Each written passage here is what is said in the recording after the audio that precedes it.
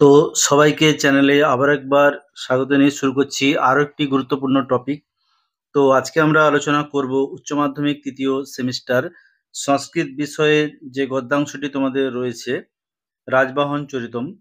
তো এই গদ্যাংশ থেকে আমরা গুরুত্বপূর্ণ 20টি এমসিকিউ টাইপ আলোচনা করব এবং এই টাইপগুলো তোমাদের কিন্তু পড়ার সম্ভাবনা রয়েছে পরীক্ষায়। তাই তোমরা প্রথম থেকে শেষ পর্যন্ত দেখতে থাকো।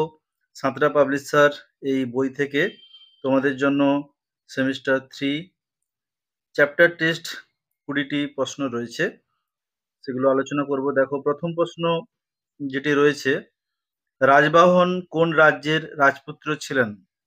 না, রাজবাহন ছিলেন মগধের রাজপুত্র, তাই সঠিক উত্তর অপশন ক।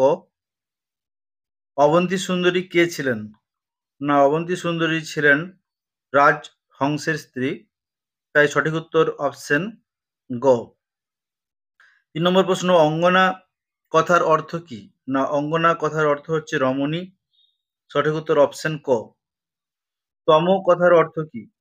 না, তম কথার অর্থ হচ্ছে অন্ধকার, সঠিক উত্তর অপশন গ। এরপরে 5 নম্বর প্রশ্ন বলা হচ্ছে অবন্তী সুন্দরীর পিতার নাম কি? না, অবন্তী সুন্দরীর পিতার নাম হচ্ছে মানসার, অপশন ক সঠিক উত্তর। জালপাদ বলতে কাকে বোঝানো হয়েছে? না, জালপাদ বলতে হংসকে বোঝানো হয়েছে, তাই সঠিক উত্তর অপশন খ। সুপ্তয়স্তু পদের সন্ধিবিচ্ছেদ করতে হবে, তাহলে এখানে সুপ্তয়স্তু অর্থাৎ সুপ্তয়যুক্ত তু, এখানে অপশন ক সঠিক উত্তর হবে, কারণ সুপ্তয় বিসর্গ তারপরে তু অর্থাৎ বিসর্গ স্থানেই দন্তস হয়েছে, তাই এটাই সঠিক উত্তর হবে। 8 নম্বর প্রশ্ন, রাজবাহনের চরণ দুখানি কিসের দ্বারা আবদ্ধ ছিল? না, রাজবাহনের চরণ দুখানি রৌপ্য শৃঙ্খলে আবদ্ধ ছিল, তাই অপশন ঘ সঠিক উত্তর হবে।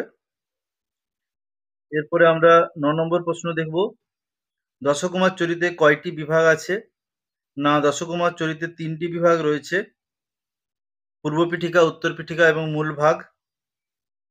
এরপরে আমরা দেখব 10 নম্বর প্রশ্ন। 10 নম্বর প্রশ্নে বলা হচ্ছে চণ্ড বর্মণে পদটিতে কোন কারক বিভক্তি হয়েছে? না, চণ্ড বর্মণে চতুর্থী বিভক্তি তো আছে, কিন্তু এখানে সঠিক উত্তর হবে অপশন গ সম্প্রদান চতুর্থী। দারুবর্মা কে ছিলেন? না, দারুবর্মা ছিলেন চণ্ডবর্মার ভ্রাতা, সঠিক উত্তর অপশন ক। জ্ঞান প্রদীপ পদটির সমাস, তো এটা ব্যাসবাক্য করলে হয় জ্ঞান রূপ প্রদীপ, আর এখানে সমাস হবে অপশন খ রূপক কর্মধারয় সমাস, কিন্তু তোমাদের রূপক কর্মধারয় সমাস সিলেবাসে নেই, তাও কিন্তু এই প্রশ্নটি এখানে দেওয়া হয়েছে। 13 নম্বর প্রশ্ন, ড্যাশ কাহিনীর ওপর ভিত্তি করে দণ্ডী নিজ প্রতিভা বলে গ্রন্থটির অপূর্ব রূপ দান করেছেন? সঠিক উত্তর অপশন গ লোককথার কাহিনীর উপর ভিত্তি করে। এরপরে আমরা 14 নম্বর প্রশ্ন দেখব। তো এখানে বাক্যের পুনর্বিন্যাস অর্থাৎ বাক্যগুলো সাজাতে হবে। প্রথমে তোমাদের যে বাক্যটি আসবে এই বাক্যগুলোর মধ্যে প্রথমে আসবে 3 নম্বর, অবন্তী সুন্দরী বিবাহ বিষয়ক গোপনীয়তা ভুলে গিয়েছিলেন, এটা হবে 1।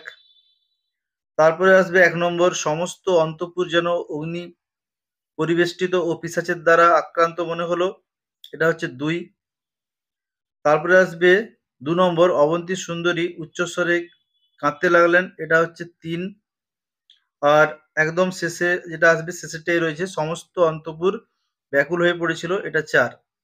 তাহলে সঠিক যে আমাদের ক্রম রয়েছে বা অপশন রয়েছে সেগুলোর মধ্যে অপশন ঘ সঠিক হবে। প্রথমে 3, তারপরে 1, তারপরে 2, তারপরে 4। এরপরে আমরা স্তম্ভ মিল দেখব। একটি স্তম্ভ মিল রয়েছে, তো ক খ স্তম্ভের মিল। তো দেখো, কতে রয়েছে যে অন্তঃপুর রক্ষীগণ রাজবাহনকে, না, অন্তঃপুর রক্ষীগণ রাজবাহনকে বদ্ধ অবস্থায় দেখলেন, তাই এটা হচ্ছে অপশন সি। 2 নম্বর হচ্ছে রাজবাহন প্রভাবের জন্য কি হবে? এটা হবে অপশন ডি, রাজবাহনের প্রভাবের জন্য রক্ষীগণ রাজবাহনকে উৎপীড়ন করতে সাহস পেল না। রাজবাহনের প্রতিপক্ষ, রাজবাহনের প্রতিপক্ষ হচ্ছে চন্ডবর্মা। আর 4 নম্বরটা যেটা রয়েছে, চন্ডবর্মা ক্রোধ সহকারে অগ্নিগর্ভ দৃষ্টিতে রাজবাহনকে তাকাতে লাগলেন, অর্থাৎ অপশন এ। অর্থাৎ সঠিক ক্রম যদি দেখা যায় তাহলে সঠিক উত্তর হবে অপশন গ। এরপরে আমরা দেখব সত্য মিথ্যা রয়েছে, তো সত্য মিথ্যার ক্রম আমরা দেখব। দেখো এখানে রয়েছে, পুররক্ষীগণ চন্ডবর্মাকে রাজবাহন বিষয়ে কিছু জানালো না। তো এই তথ্যটি কিন্তু ভুল রয়েছে, তো এটা ঠিক নয়। তারপরে রক্ষীরা রাজবাহনকে উৎপীড়ন করতে লাগলেন। তো রাজবাহনকে রক্ষীরা উৎপীড়ন করতে পারেনি, কারণ রাজবাহনের প্রভাব ছিল তাই। তাহলে এটাও কিন্তু ভুল হচ্ছে। চন্ডবর্মা রাজবাহনকে চিনতে পেরেছিল, এটা ঠিক। চন্ডবর্মা রাজবাহনকে দেখা মাত্রই চিনতে পেরেছিলেন।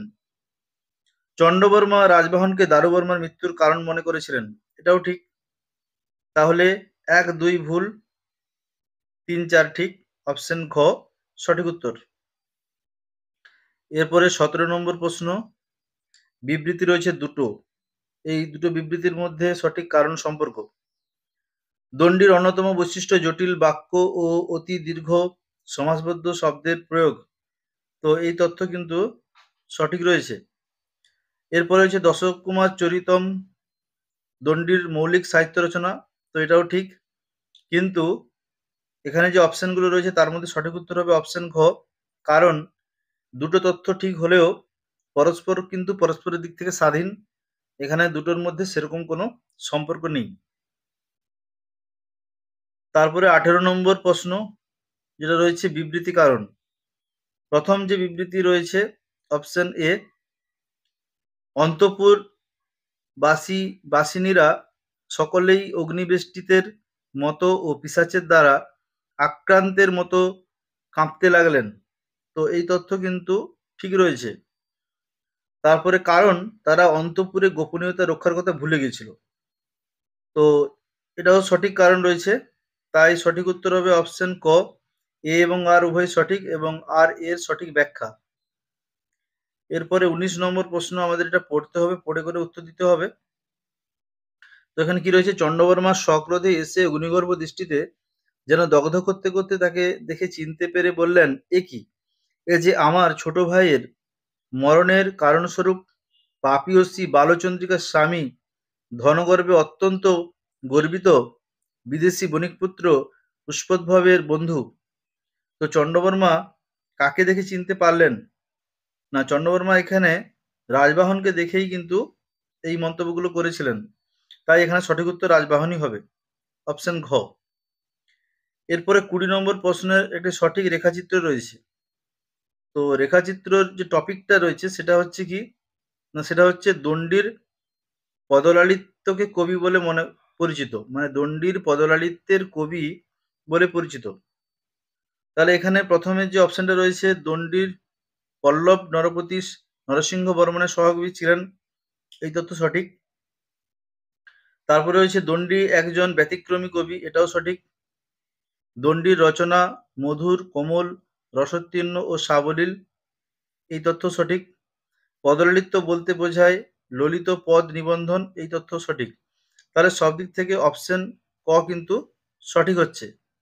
এবারে আমরা বাকি অপশনগুলো দেখব কেন সেগুলো ভুল। তো দেখো অপশন খ যেটা রয়েছে, দণ্ডির পদলালিত্যের কবি বলে একই টপিক। তো পিতা এবং মাতা বীরদত্ত গৌরী দেবী, এটা ঠিক। দশকুমার চরিতম 7 কুমারের কাহিনী, এই তথ্য ভুল রয়েছে। দশকুমার চরিত্র দুটো ভাগ, এই তথ্য ভুল রয়েছে। তাহলে দেখো এখানে পদলালিত্যের যে বিষয়টা, এখানে কিন্তু এটা ম্যাচ করছে না। তারপরে অপশন গ যেটি রয়েছে, দণ্ডি একজন ব্যতিক্রমী কবি, মাতার নাম গৌতমী, এই তথ্যগুলো সব ভুল এবং শব্দচয়নের অন্যতম নিদর্শন দিয়েছেন। তো পদলালিত্য যে প্রশ্নটা রয়েছে সেদিক থেকে কিন্তু এটা ম্যাচ করছে না। আবার অপশন ঘ যদি দেখি, সেখানেও আমরা দেখব, এখানেও কিন্তু কি রয়েছে না, সমাস বহুলের কথা রয়েছে, মধুর সাবলীলের কথা রয়েছে, শব্দচয়ন এবং দশকুমার চরিত্রের 3টি ভাগ। তো এখানে পদলালিত্যের যে বিষয়টা, এটা কিন্তু এখানে সেভাবে দেওয়া নেই। তাই এই তথ্যটাও কিন্তু ভুল হবে।